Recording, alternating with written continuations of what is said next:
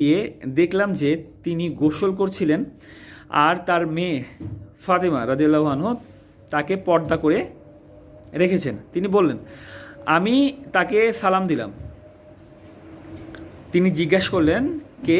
আমি উত্তর দিলাম, আমি উম্মে হানি বিনত আবু তালিব। তিনি বললেন, মারহাবা হে উম্মে হানি। গোসল করার পরে তিনি এক কাপড় জড়িয়ে 8 রাকাত সালাত আদায় করলেন। সালাত শেষ করলে তাকে আমি বললাম, ইয়া রাসূলুল্লাহ, আমার সহোদর ভাই আলী ইবনু আবু তালিব রাদিয়াল্লাহু আনহু এক লোককে হত্যা করতে চাই, অথচ আমি সেই লোকটিকে আশ্রয় দিয়েছি। সেই লোকটি হুবাইরার ছেলে অমুক।